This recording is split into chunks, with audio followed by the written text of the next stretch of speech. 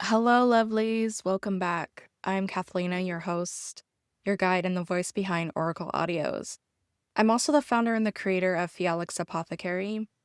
Before we begin, just a gentle reminder everything I share here is my own interpretation, shaped by years of magical practice, spiritual study, and personal experience. I've been practicing magic consciously since 2012, and I've been initiated in both Hermetic and Egyptian lineages.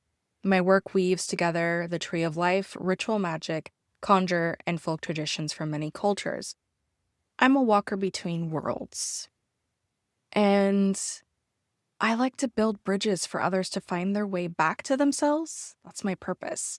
This podcast is part of my Patreon, where I share deeper layers of my practice and open the door to those walking their sacred path. Whether you've been walking beside me for a while or just arrived, I want to thank you for being here. And let's just take a breath as we dive into this week's Oracle reading. The theme is when systems strain. There are times when the structure you relied on, whether internal or external, starts to strain. The roles you've taken on, the way you've been operating, even the voice in your head, none of it feels like it can fit anymore. You still do what needs to be done. You move through the routines, but underneath it, there's a quiet recognition. Something here isn't working like it used to. It's not serving you like it used to. Maybe you've been holding on to it altogether so long that you've lost the thread of why. Maybe rest feels unsafe, and maybe change feels long overdue, but it's unclear how to move forward. This week's card, this reading, speaks to that inner friction, where the life that you've built meets the truth that you're just starting to name and uncover, where self-protection is starting to feel like maybe self-denial, where clarity doesn't arrive all at once, but you can tell something is shifting. These cards don't offer escape or ease. They offer awareness, a framework for discernment, a way to hold your experience without rushing to make things tidy or presentable. So let's begin. So the cards drawn, the Five of Pentacles, so Gavura of Earth, the Nine of Wands, Yesod of Fire, Seven of Swords reversed, Netzach of Air. So we're looking at maybe themes of exhaustion, exposure, exile.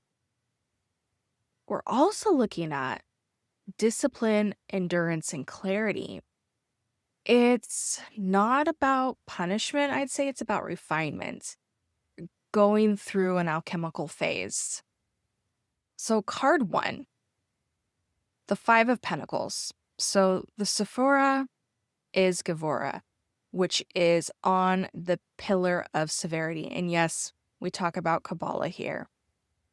The element is earth, so pentacles. The world of creation is a CS, so the material realm. So the teaching, Gavura is where we learn boundaries. It asks us to get honest about where we've given too much, expected little in return. In the material world, this can look like being shut out, dealing with limited resources, or running on empty. But most of the time, it's not really about money. I mean, it could be. But what's the root? It's about whether we believe we deserve to be taken care of by others and by ourselves. And it's about power dynamics. Okay? So the virtue is strength through discipline. The vice is cruelty, so especially self-directed. But this can also mean cruelty on others. The reflection prompt that I have is, where have I confused punishment with growth? Okay? So the second card is the Nine of Wands. So we're dealing with Yesod, the element of fire, because wands, and the creation world is Atzlith, so spirit and will. The teaching, Yesod holds memory and habit. When fire shows up here, it's usually burnt out. Are you exhausted about something? This card shows someone who's been doing what they had to do for so long. They don't even notice how tired they are. It doesn't mean giving up. It means moving differently. Resting without guilt. Rebuilding without shame. And this ties in also to the first card. So learning those boundaries. And again, where is there confusion between punishment with growth? And then looking at what foundation am I building if I never feel safe? And that immediately can tie back to inner child stuff. What coping mechanisms have been instilled in the foundation that are repeated patterns? Where these walls, these bricks have been built up to shield you because it was a coping mechanism from childhood, but now it's doing a disservice. So what foundation am I building if I never feel safe? And the third card, Seven of Swords reversed. So 7 is Netzach, and swords are air. The creation world is Yetzirah, so mental and intellectual realm. Netzach asks us what we want and how far are we willing to go to get it. When this card shows up reversed, it's about honesty, mainly with yourself. So victory over emotions. And it's not always about someone lying to you. It's often about the lies we tell ourselves to make it through the day. This isn't about the blame-shame game. This is about facing what needs to shift. If what you're doing isn't truly serving your highest good, what's the payoff? Okay, what's the payoff? So the virtue of Netzach, so endurance and emotional intelligence, like I said, victory over emotions. The vice, avoidance, internal dishonesty, you get those projections. The reflection prompt, what truth am I not naming because I don't know what happens after I say it? And all these cards flow together to really create an opportunity. I picture the pea, like the little green pea in the bed, of when there is something so granular that can peek through and you can feel it in the cushioning and it causes discomfort, but it is ignored. So that right there. So the path of convergence. These cards span 3 points on the tree of life. So Gevurah, Yesod, Netzach, the paths that run between them that describe a process of conscious awakening and inner reorientation. So path 27, Pei, the tower. So Netzach and Hod. So again, we're traversing a tower collapse, and a tower collapse, it isn't always pretty, it isn't glamorous, but it is part of life. It is necessary because with that energy of the beliefs that we thought served ourselves dismantled, you can grow a new foundation. So this path speaks to the necessary collapse of false systems, outdated beliefs, projections. The moment you stop avoiding what you already know, the truth arrives, often abruptly. And it can keep coming up in different things. But what breaks here is what has been holding you back. It's a nice corporate way of saying this is an opportunity. It's an invitation to confront discomfort instead of dressing it up. Instead of projections, just really doing that inner work. And it's not pretty, but it is. It's a beautiful, messy symphony. Because you're doing the great work. You're doing the work of refining yourself so that, in the tree of life, reclaiming your crown, your sovereignty. So then path 28, I hope I say this correctly. I even typed out the phonetic sound. Tasadi, So the star, so between Netzach and the Yesod, okay? After truth comes the need to recalibrate. So think of that you are a ship traversing the ocean, and when you get off just a couple degrees, you can be miles off course, okay, to your final destination. So, like that, recalibrating with your compass, okay? So the star is not the reward, it's the quiet return to what matters, and it's also about be the lighthouse. Just anchor in that light. A star shines in the dark. Okay? A star shines no matter what. And you see it in the dark. Same thing with a lighthouse. They shine. Okay? In that fog, they shine. So getting clear on your why, getting clear on your purpose. And where have you perhaps ventured off? And it's okay if you have, because this is an opportunity and time this week, especially what's going on, to, like they say, recalibrate. And also with this, this path doesn't bring guarantees. It brings, like I said, clearer direction and a deeper understanding of yourself. And looking at those defense mechanisms where you can slip back into what we call the negative ego in Kabbalah, the shame-blame game. So then we have the path 30, Resh. We have the sun between Hod and Yesod. This is where the fog begins to clear. Again, it's not about perfection, it's about progression, and it's about understanding. And that can tie in all into the Great Mother Bina. What is hidden becomes visible. Again, the star shining bright and anchoring that light.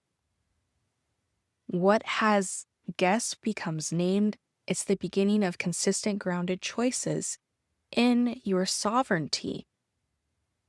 So an optional path, Ko, the moon, so Netzach to Malkuth, because we're going to ground everything into the kingdom, into physicality. Sometimes confusion needs to surface before it can dissolve. Okay, I get the picture of skimming the stuff off the top when you're boiling something. The moon shows us what's below the surface. It can feel disorienting, but it's not the enemy. The enemy is stagnation, doing nothing. This path reminds us that not all things can be solved through logic alone.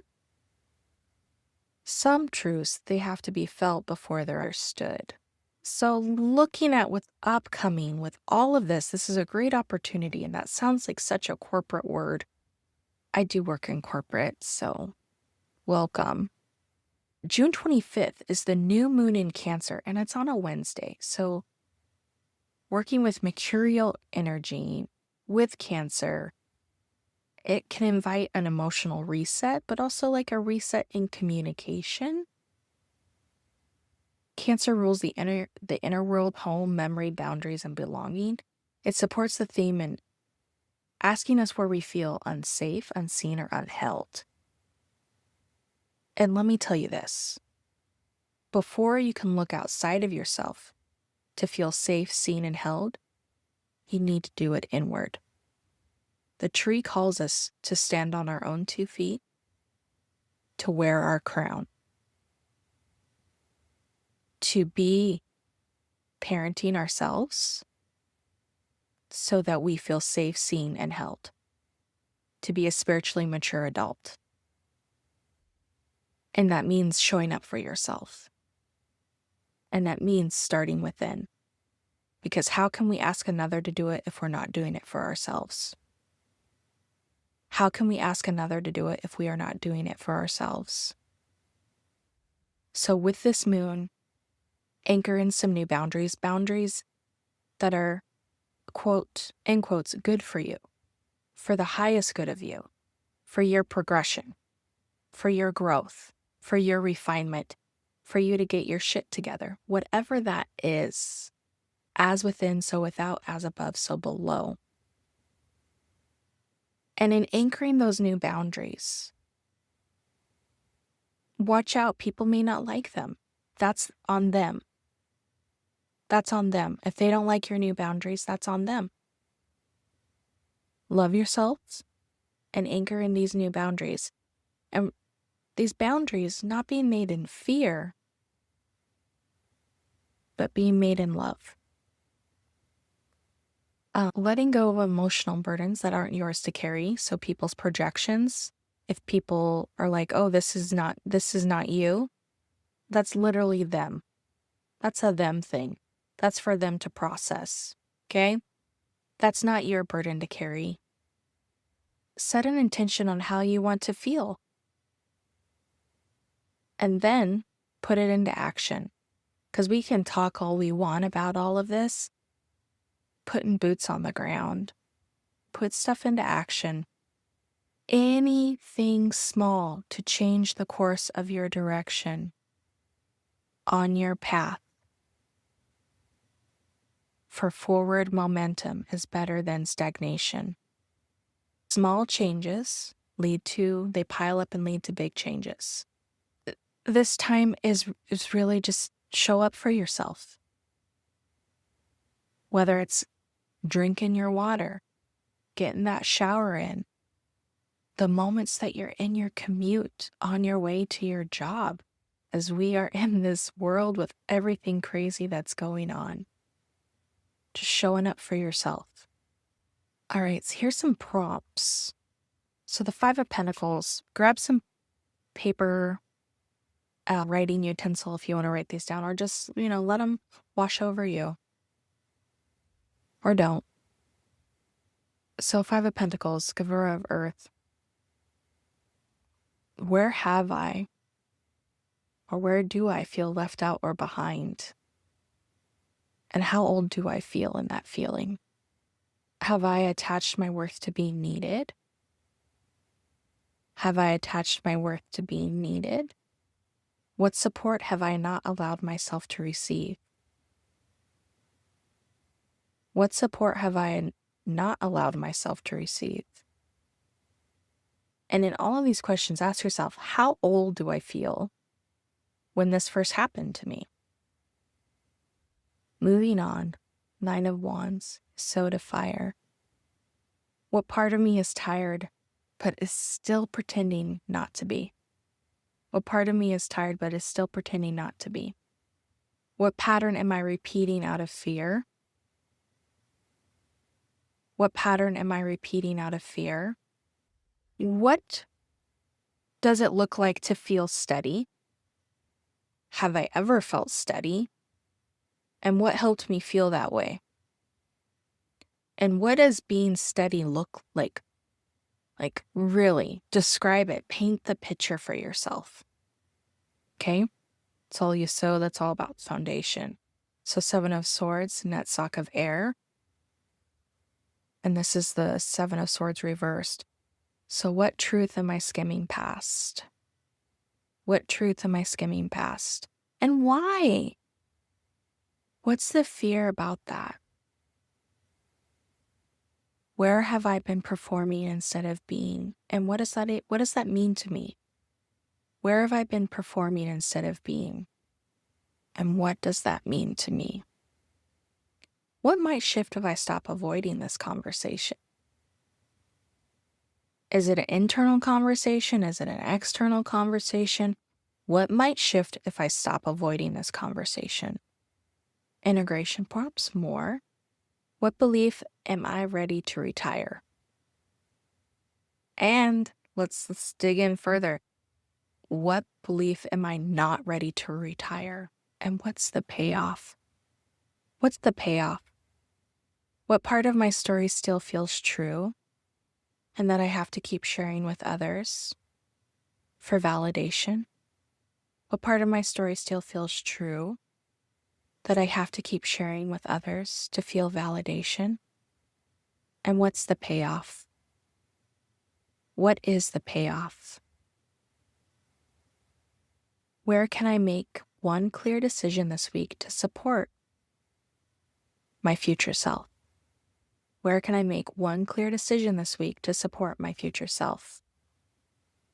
And I've got some more. Have I accepted struggle as a sign I'm doing something right? Have I accepted struggle as a sign that I'm doing something right? Where have I mistaken discipline for deprivation? Where have I mistaken discipline for deprivation? Am I still proving something to someone, past or present, by suffering through it? And just in general, am I still proving something to someone in the past or the present? What systems or habits make me feel in control but not secure? I'm going to go a little further. So, what systems, habits, actions, or thoughts make me feel in control but not secure? What version of safety am I chasing? And who defined it for me? What version of safety am I chasing? And who defined it for me? What would it look like to build my life from trust, not defense or fear? What would it look like to build my life from trust, not defense, and not from fear? What am I afraid will shift if I speak up? What am I afraid will shift if I speak up? Who do I fear losing if I tell the truth?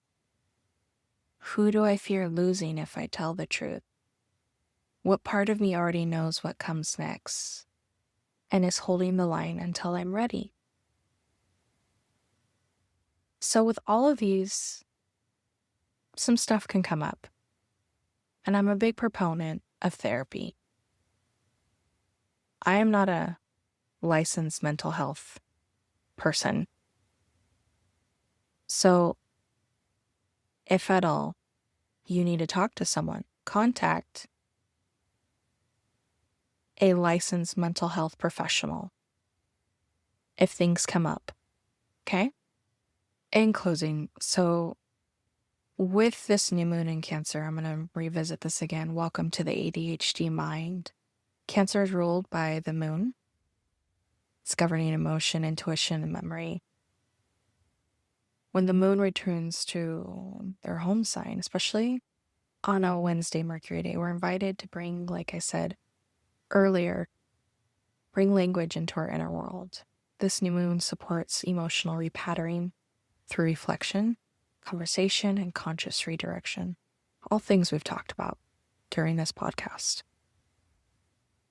Wednesdays are associated with Mercury, so it's a good time to write, journal, pray, speak intentions out loud. You're not just feeling, you're translating, you're transcribing. You're giving shape and voice to what's been buried.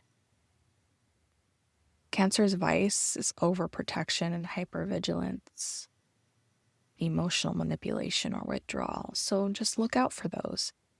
Its virtue is deep care, boundary nurturing, and intuitive strength.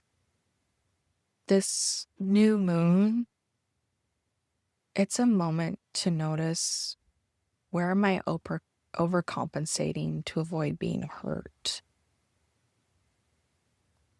And where can I care for myself in a more honest, less guarded way? Like, show up for yourself, but also be honest that you're hurting and get the help you need. Show up for yourself. Tell yourself the truth with love. Because if you're lying to yourself, as within, so without, as above, so below, at some instance, you may be lying to others. And that's not like a blame thing. That's just looking at it Kabbalistically. And it can be a coping mechanism based on fear, based on inner child stuff. So just be gentle with yourself. and seek clarity. Sit with it. And like I said, therapy. I'm a huge proponent of therapy. You're not failing. You're outgrowing what no longer fits. Let the discomfort show you the shape of your truth. And I'll say it again. You're not failing. You're outgrowing what no longer fits. Let the discomfort show you the shape of your truth. If you're rebuilding, make it honest. If you're resting, make it intentional. And you're more than enough. It's okay to not be okay. It's okay to just be and create those healthy boundaries. And I hope some of this resonated with you. These readings aren't going to say this is what's going to happen. These are just opportunities, such a corporate word, opportunities for you to look at stuff and to look at it with a different lens, Kabbalistically, and through the art of tarot. Thank you so much for joining me, and I look forward to doing this again next week. Enjoy your week, and toodles.